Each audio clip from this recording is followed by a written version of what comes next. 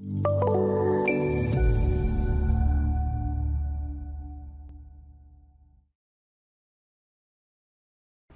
this video, for OpenBuildings Designer Connect Edition HVAC Design course, we'll take a look at using the single line mode for quickly modeling HVAC routes. We'll also take a look at the auto fitting preferences that we'll set before we go to start modeling the ductwork.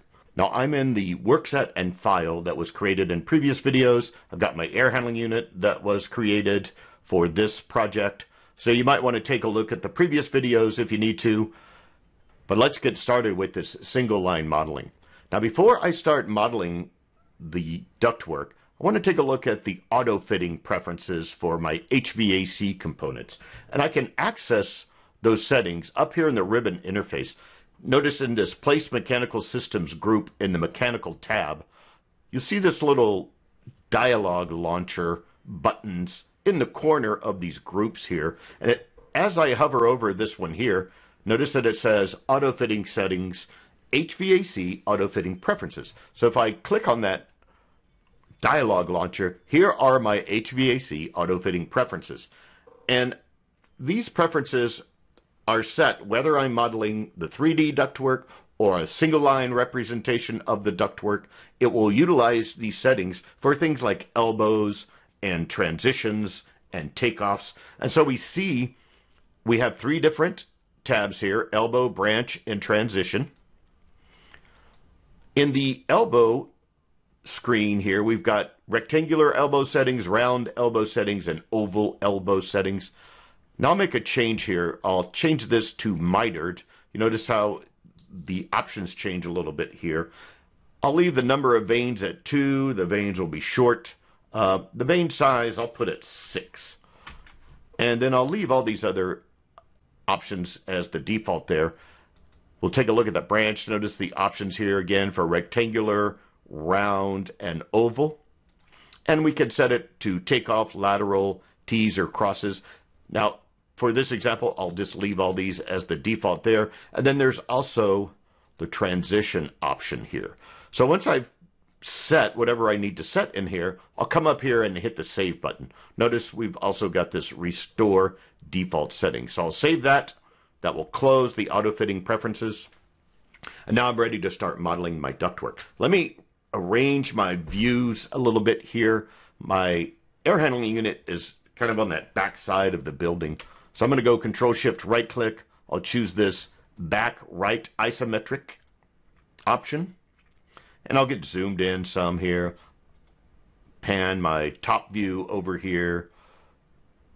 And I want to make sure my ACS plane lock and ACS plane snap locks are turned off. Those are constraints that will constrain my modeling to a particular Z elevation. For now, I don't want to be constrained, so I'm making sure those are turned off.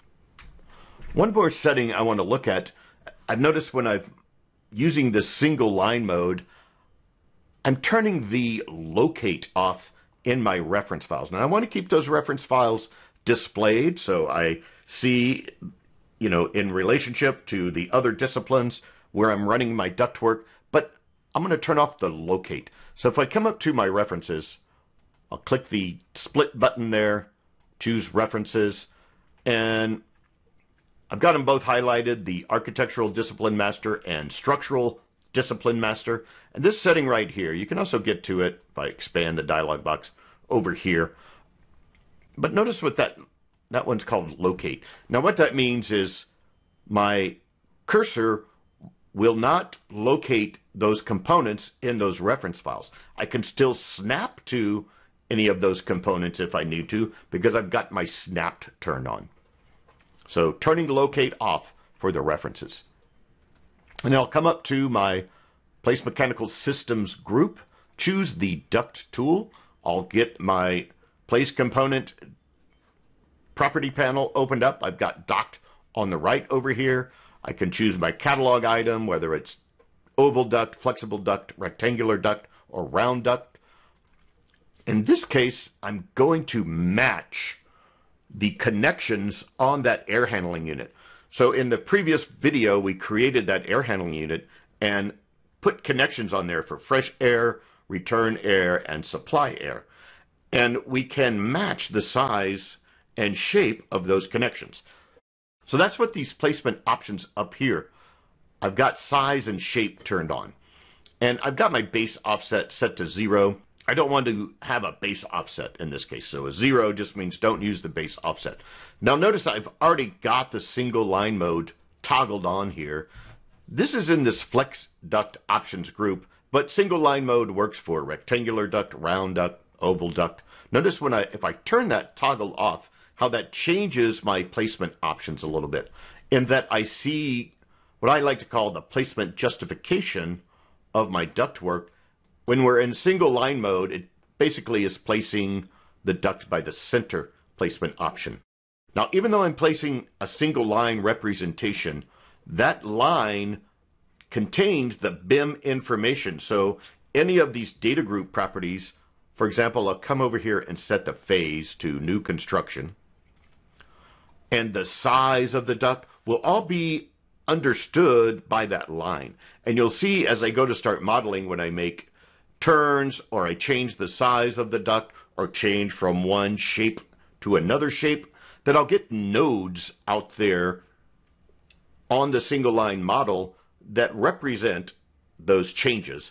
And they contain the information that I set in that auto fittings preferences. So let's get to the modeling here. Looks like I'm all ready to go. I'll get snapped on to my air handling unit, and I'm using my view 3. Let me get zoomed in there some. So notice how I can snap on to that connection. So I'll left click to accept that point. Now I'm going to use AccuDraw.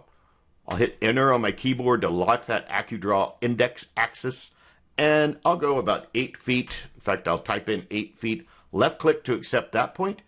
I'm going to go straight up now into the building, and I'll go 24 feet up into the building. I'll switch over to my view 1. You know, I'm going to change my display style. I've got it in illustration, ignore lighting. I'll hit that control shift, right click, and we've got some, what I like to think of, some standard display styles. I'll set it to wireframe. Now this is the wireframe with the black background. My view 2 is in wireframe with the white background. But you notice a right click gets me back into the tool so I can continue placing my ductwork. So I'll rotate my AccuDraw. Now let me get my focus into AccuDraw by pressing F11 on my keyboard, function key F11, and I'll rotate the AccuDraw compass to the top orientation. And I'll hit enter to lock that. I'll go over to my top view here, and I'm going to go 22 feet, left click to accept that point. So you see how I'm using my different views, kind of keep an eye on the top and the front and the isometric view. Let me pan this view 3 over some. Now that's behind the wall there, but that's okay. I'm good with using my top view and my isometric view. Now I'm going to head off into the grocery area of the building, the retail area of this sample project. I'll hit enter to lock my AccuDraw index. I'm going to go 40 feet and left click to accept that point. I'll do a right click right there. Notice how it puts that vertical line I'm seeing in the top view here.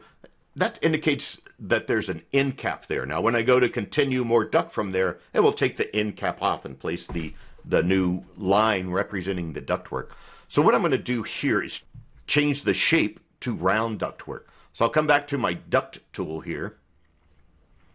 And in my property panel, I'll choose round ductwork.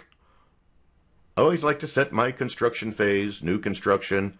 I'll set the diameter to be 18 inches here. But in the ribbon interface, I don't want to match the size and shape of that rectangular duct. Remember that these mean match what's already in the model. So if I have those turned on, even though I set duct round over here, in fact, I'll leave them on for right now. If I go snap onto this, left click to accept it, notice in my property panel, it went to rectangular duct. And so it matched the shape and it matched the size. Again, I want this to be round duct. So let's see if I come here and go round duct. I'll turn off my size and shape. Again, I'll set my phase over here. And now get snapped onto it, and you notice now that the property panel is remaining on duct round. So for this piece of duct, I'm just going to bring it kind of into the middle of the retail area down here. I'll left click to accept that point, and I'll change the size here. Right here I realize I want that diameter to be 20 inches. So I'm going to right click. To get out of the tool, I'll right press, choose my element selection tool from that menu, double click on that duct that I just placed. Notice my heads up view opened.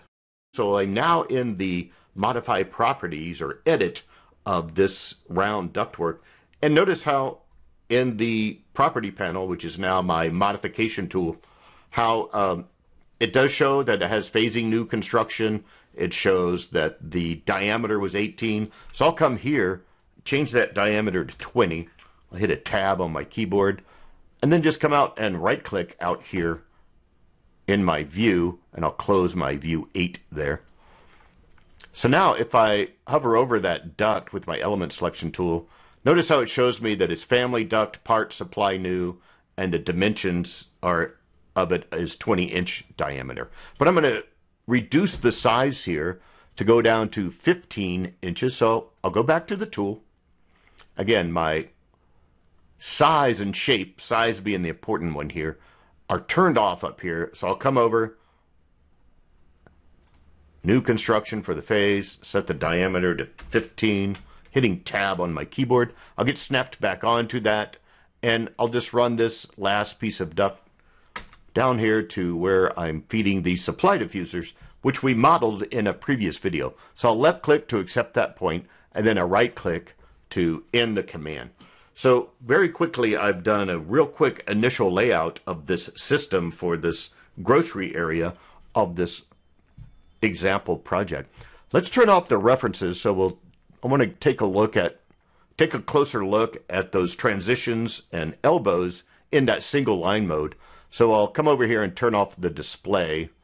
I've got both my references highlighted. I'll simply turn off the display, and I'll go ahead and maximize view 1 and double click my wheel to fit this view. Now every time I made a bend in the system, notice how there's a circle there. Now these are nodes. If I hover over this node, get my element selection tool active there, notice what it says, node type, direction change, bend. So that's a heads up in my view, and not only that, it contains that information that was set in those auto fitting preferences. In a subsequent video for this course, I'll use the HVAC Systems Analyze tool, and we'll do some analyze on the system, and then we can promote this single line duct to 3D. And when we do that, it will understand that this should be a mitered elbow, not a radius elbow. Again, because I set that in the auto fitting preferences. So you'll see anywhere I made that bend right there, you'll see that circle. Now this node is indicating to me there's a change in shape. So if I hover over it, again, you see that it says shape change, because this is where I went from rectangular to round. So that understands the transition information. And if we look where I made simply the size change from 20-inch round to 15-inch round, again, if I hover over this node, notice that it says size change. And again, it understands that that will be a transition when it gets promoted to 3D. Now at the end, like I said, it has that kind of hash mark that tells me that that's an end cap right there. So setting auto fitting preferences, using the single line mode to quickly lay out ductwork. In the next video, we'll connect those supply diffusers with the single line mode.